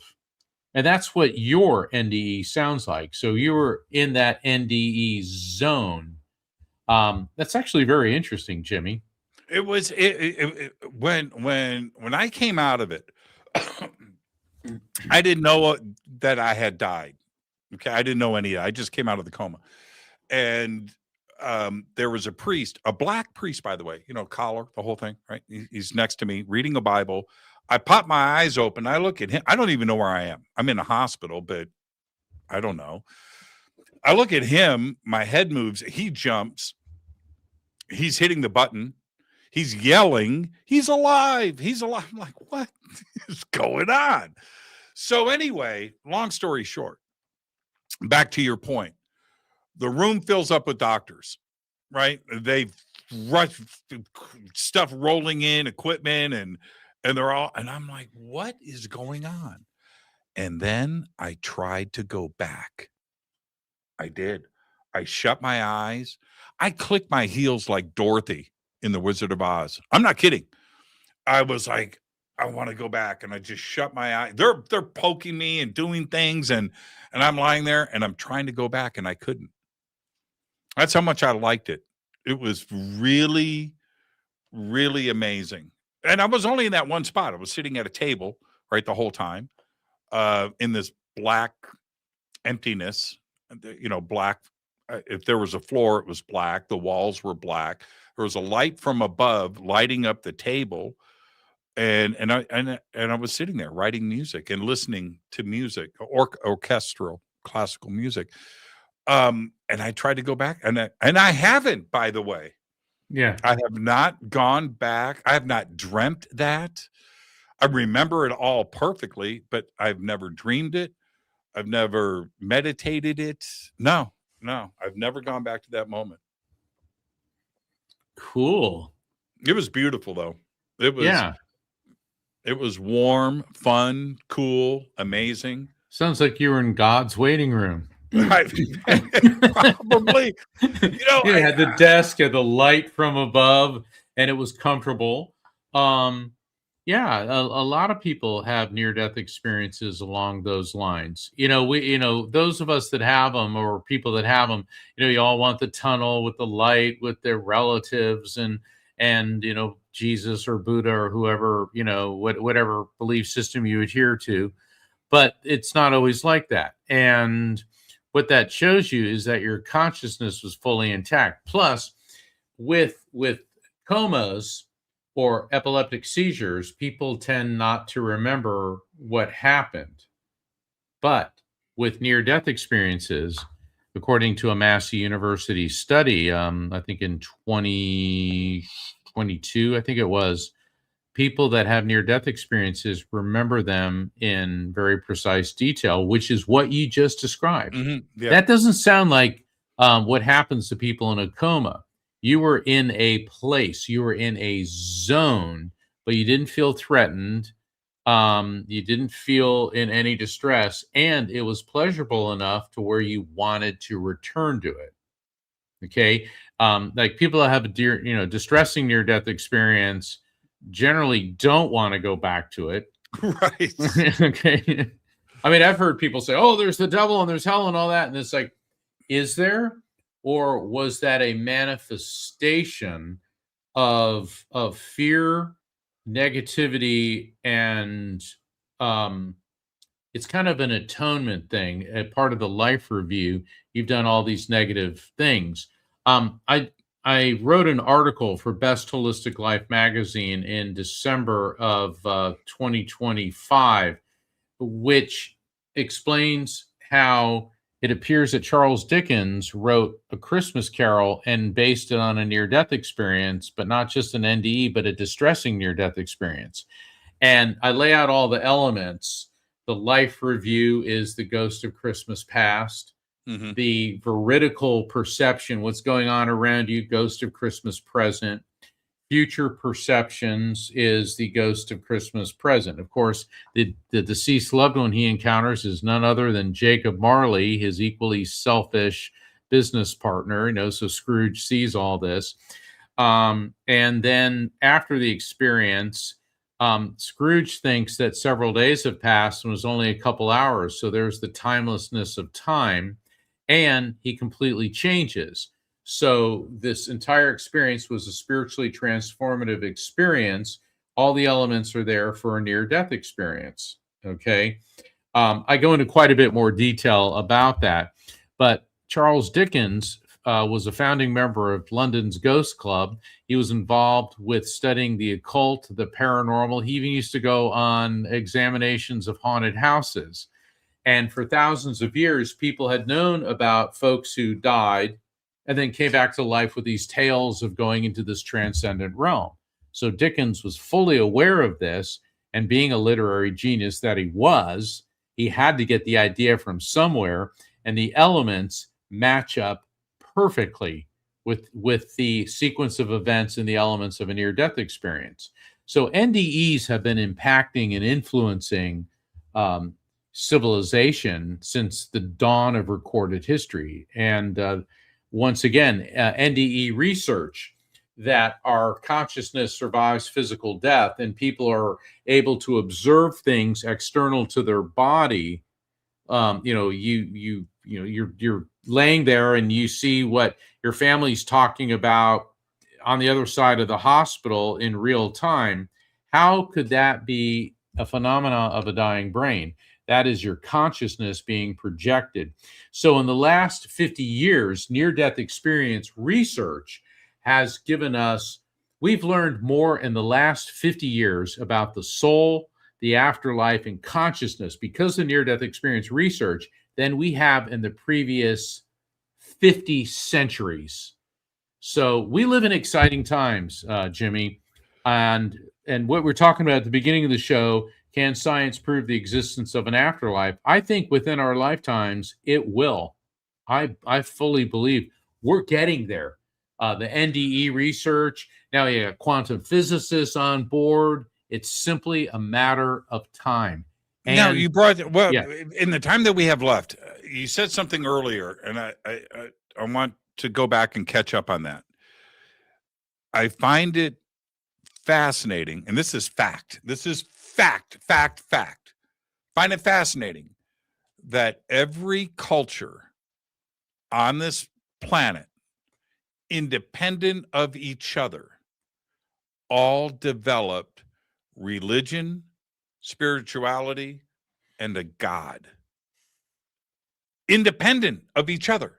Correct. Now, is that just something that's programmed into our DNA? Somebody has popped it in there, that awareness, right?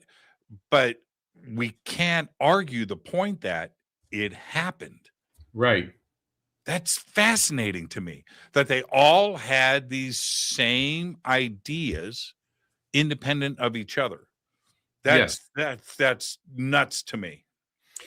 I've always felt that God in the religious sense is humanity's way of putting a face on the infinite. In other words, our brain, now not our soul, but our brain is not designed to perceive or grasp infinity. Always was, always will be, universe expanding eternally. We simply can't grasp it.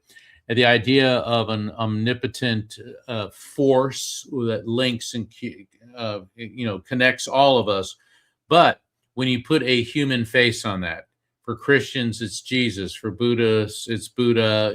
For Hindus, it's Shiva or Vishnu, or so on and so forth. Because that way, we're anthropomorphizing the infinite, and the concept of God is a filter or a relatable point of reference to where we can interact with infinity.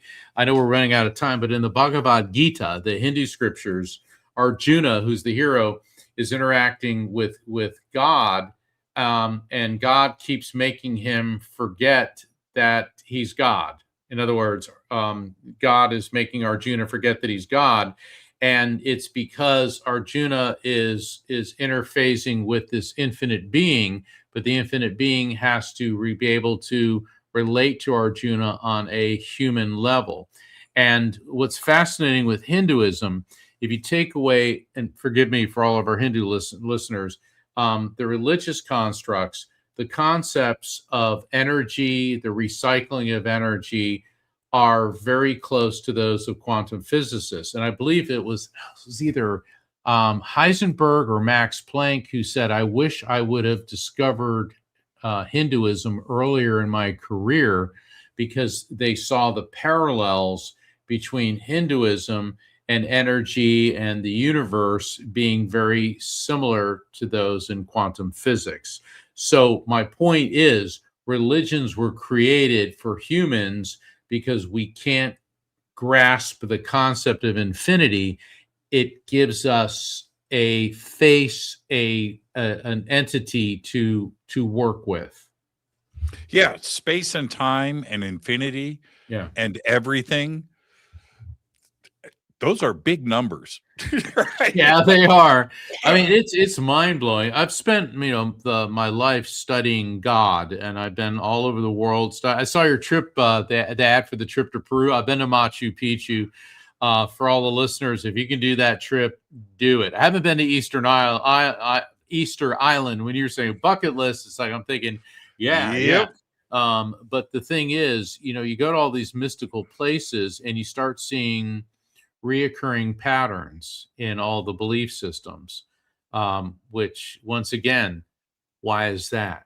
Is that okay? All right. Yeah. Let's end on this. Let's end on this, because I love that. And when you get out there, like you have, and I have, you get out there and you see the world a little bit, and you start. It starts to become clearer, but there's more questions. But this is where I'm at right now. Okay, I'm going to ask you. What was the first thought? At some point, it happened, right? What? I'm hungry. I need to go kill a deer. Or was it something else? I don't know.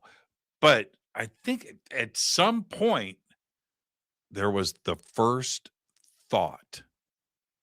What do you think that was? I know, it's heavy, isn't it? Wow, yeah. What was the first thought? Yeah, I'd like to think that it may have been beyond the primeval needs of I'm hungry, I need to sleep. Me too. Yeah, it had to be a problem solving or a solution to some type of problem. Maybe empathy. Maybe empathy. Sadness or something. I don't know, but what was the first thought? Ooh, that is heavy. Yeah. And there seems to be such a common denominator with all of the cultures. Whether it is designing stairs, right? How did every culture figure that one out? Yeah, stairs. Right, yeah. Right. Windows. Yeah. Well, the wheel. The wheel. All independent, right? So this obviously, there's something else going on when you whittle it all the way down. So if we get there, what was the first thought? And you know what?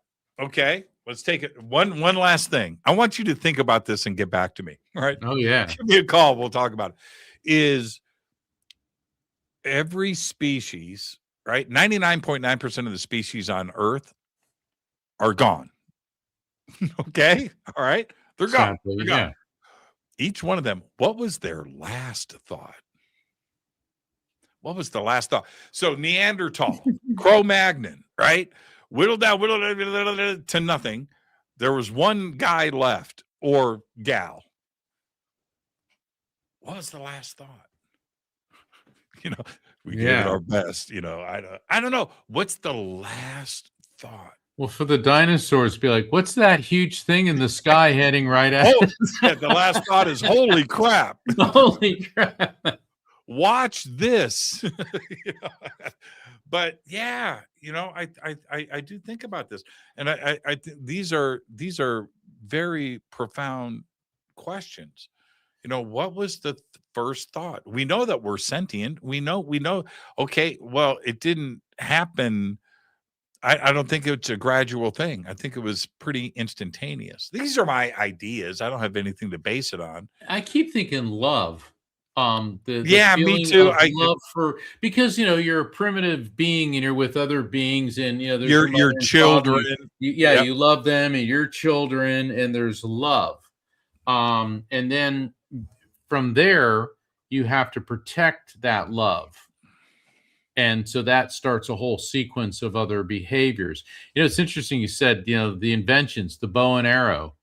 Every culture invents a bow and arrow. I mean, a spear, that's easy. It's a stick with a point that you jab people. But eventually you figure a way to, How crazy is that? How crazy is that when you go and you look in the archaeological record of every culture, bow and arrows are there.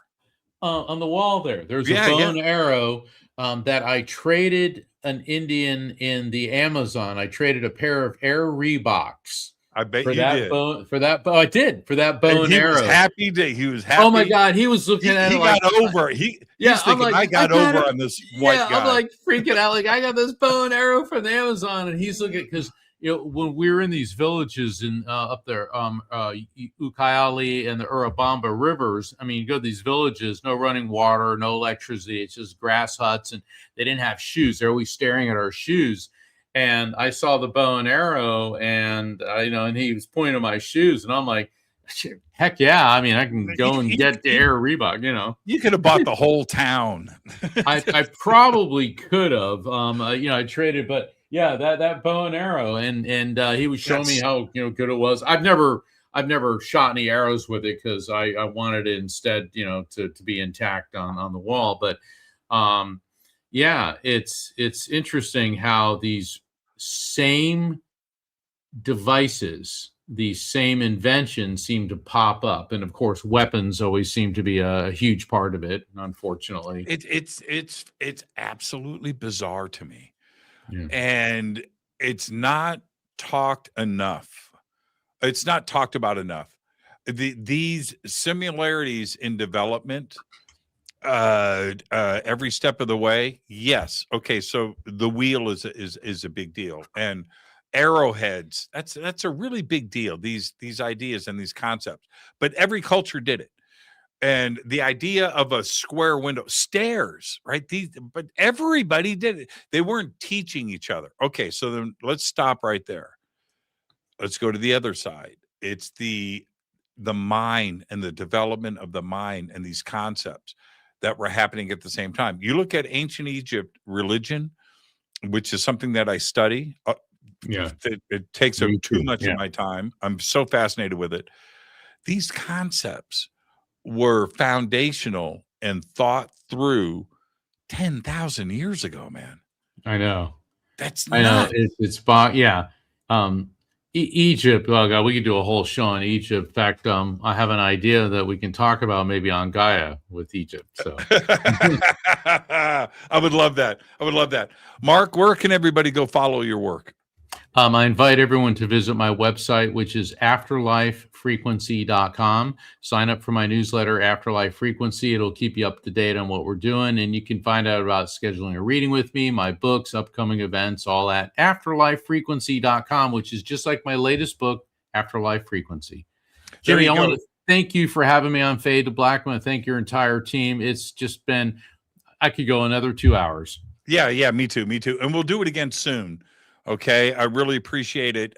Enjoy the rest of your week. I'll see you out there, but please do me a favor and tell Rocky I said hello. Okay? Absolutely. Oh, she wanted me to make sure to say hello to you first. So there you go. My bad, I didn't do it sooner. All right, take care, Jimmy. Enjoy your night, man. Thank you so much. Thank you.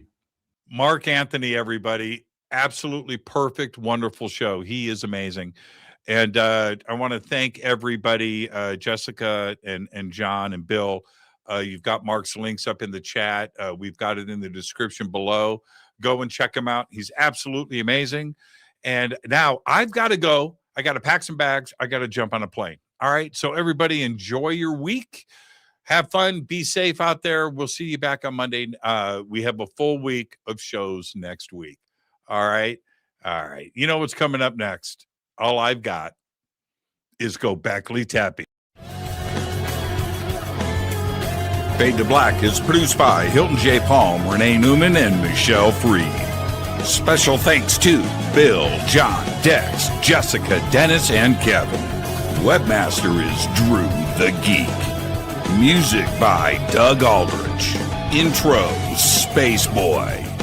Fade to Black is produced by KJCR for the Game Changer Network. This broadcast is owned and copyrighted 2024 by Fade to Black and the Game Changer Network, Inc. It cannot be rebroadcast, downloaded, copied, or used anywhere in the known universe without written permission from Fade to Black or the Game Changer Network. I'm your host, Jimmy Church. Go Beckley Tappy.